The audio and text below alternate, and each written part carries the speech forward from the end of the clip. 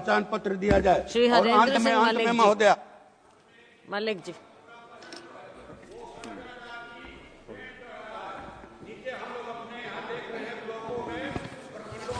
धन्यवाद आदरणीय सभापति जी, आपने मुझे इस बजट पर बोलने का मौका प्रदान किया।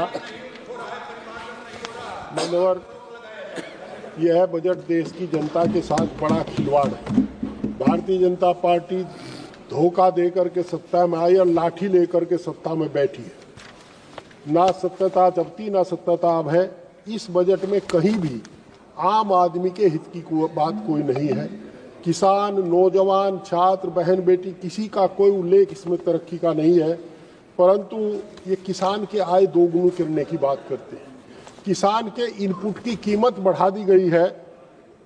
आप को ये जान करके ताज्जुब होगा, हम लोगों को आशा थी कि इस बजट में कृषि यंत्रों से, ट्रैक्टर से, इंजन आदि से जीएसटी हटाई जाएगी, परंतु ऐसा नहीं हुआ। कीटनाशक और उर्वरक, इन पर थी कि सब्सिडी बढ़ेगी, उस पर सब्सिडी नहीं बढ़ी, बल्कि उल्टा मेरे जनपद मुजफ्फरनगर में ही आप ही के लोग बैठ करके फर्जी खाद बना रहे। इफको, क्रबको, आईपीएल को सप्लाई कर रहे हैं फर्जी पोटास। 27 रुपए क्विंटल की राख खरीद करके डिस्टिलरी से उसको ग्रेनुलाइजर में घुमा करके पोटास कह करके बेच रहे हैं। सब जानते हैं कि राख तो नेचुरल होती है, उसमें पोटास होता ही है। और हम लोग वित्त विभाग में, जहां तक हम लोगों को इनकी उम्मीद थी कि किसान की फसल खरीदने का काम ये लोग करेंगे। एमएसपी को लेकर के आज भी किसान आंदोलनरत है। सरदार डल्लेवाल साहब आंदोलन कितने दिनों से अनशन पर बैठे, सरकार को फुर्सत नहीं है, किसान की आमदनी दोगुनी करने की बात कर रहे हैं।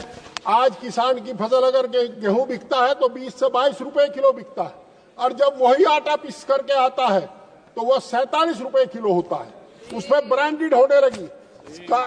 हमारे जनपद में जितने भी वो कारखाने हैं, सब पर कुछ लोगों का कब्जा हो रहा है। सरकार न मजदूरों के हित की बात कर रहे हैं। मनरेगा में मजदूरी 270 रुपए, मजदूर 450 रुपए मिलता है। मजदूरी पश्चिम उत्तर प्रदेश में 200 रुपए की मजदूरी इन्होंने रखी है। तो ये सब फर्जी आंकड़े हैं इनका। आज की तारीख में अमीर और अमीर हो रहा है, गरीब और गरीब हो रहा है। जहां तक नौजवानों को रोजगार की बात है, बैंकों की स्कीम लाते हैं, बैंक में तो खुद ही उतना ही भ्रष्टाचार है जितना सरकार में। आज सच्चाई यह है कि सरकार में बैठे लोग धनाढ्य होते जा रहे हैं। 3 एकड़ के किसान 5-4 हजार करोड़ के आदमी हो गए। ये इस सरकार का ही कमाल है।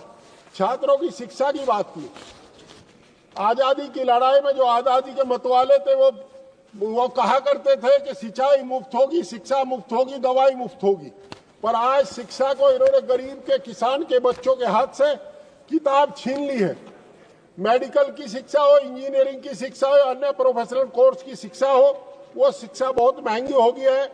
अब केवल गरीब का, किसान का बच्चा अदानी अंबानी के मजदूर पे बनेगा, ऐसा सरकार की नीति है। हमें ये उम्मीद थी कि इस बजट में सरकार कर्मचारियों की पुरानी पेंशन बहाल करने का काम करेगी, परंतु ऐसा कुछ नहीं हुआ है।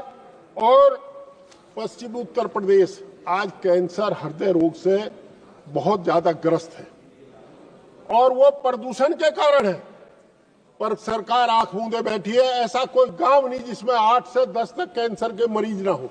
हम लोगों की बार बार मांग करने के बाद भी हम मांग करते रहे कि आप कम से कम पश्चिम उत्तर प्रदेश में मुजफ्फरनगर में कैंसर के अस्पताल खोल दें। आज इन्होंने डिटेक्शन सेंटर की बात की है, डिटेक्शन सेंटर की, पर ये जमीन पर कब तक आएगा जब तक आधी आबादी कैंसर से मर चुकी होगी। आप कैंसर क्यों फैल रहा है, हृदय रोग क्यों फैल रहा है, पक्षघात क्यों है, इसकी जांच कराने की बात नहीं कर रहे। एम्स में जो मरीज आता है हमारे यहाँ का, बड़ा किराया खर्च करके आता है, उसे 1 साल से लेकर के 2 साल तक का समय मिलता है, और जब तक उसकी बीमारी का इलाज होने का समय आता है तब तक उसकी जीवन लीला समाप्त हो जाती है, वो मोक्ष को प्राप्त हो जाता है। हमारा जनपद एनसीआर में, सभापति, जब से हमारा जनपद एनसीआर में, हम लोगों का जीवन दूभर हो गया। कोई छूट नाम की कोई विकास का काम मुजफ्फरनगर में नहीं हुआ, शामली में नहीं हुआ।